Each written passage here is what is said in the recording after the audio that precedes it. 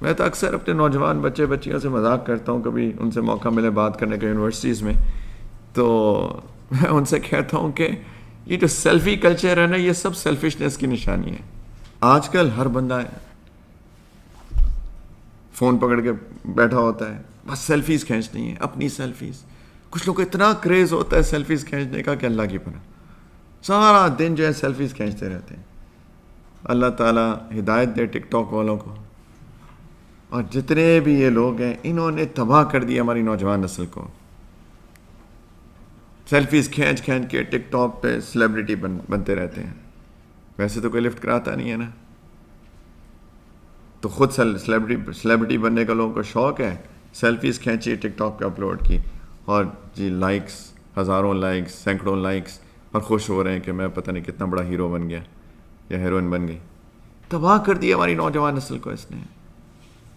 اور پھر ان کامنٹس کو لینے کے لیے، لائکس کو لینے کے لیے انفارچونیٹلی ہمارے نوجوان بچے بچیاں بے حیائی کی تصویریں کھینچ رہے ہیں، بے حیا تصویریں کھینچ رہے ہیں، صرف اس لیے کہ جتنی بے حیائی زیادہ ہوگی اتنے زیادہ لائکس ملیں گے، اتنے زیادہ کامنٹس ملیں گے. یہ ایک عام ہے ہماری نوجوان نسل کے اندر آج کل، اور ہم لوگ اتنے بے خبر ہیں.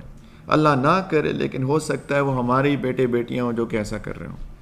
تھوڑی نظر رکھا کرے اپنے بچوں پہ پلیز. اتنا ان کو معصوم مت سمجھیں. وہ تو 18 سال کا 20 سال کا ہو جاتا تو ہم یہی کہتے رہتے ہیں ہائے بچہ ہے، ہائے بچی ہے. وہ کہاں ہے بچہ بچی؟ اس کی شادی کی عمر ہو گئی اور ہم یہی کہتے رہتے ہیں ہائے میرا بچہ، ہائے میرا لاڈلا، ہائے میری بچی. اور وہ پتہ نہیں بچہ بچی کہاں کیا کر رہے ہیں. ہم سمجھ رہے ہیں کہ دنیا سے بڑا، ان سے بڑا معصوم کوئی نہیں ہے، جبکہ عین ممکن ہے ان سے بڑا بدماش کوئی نہیں ہے.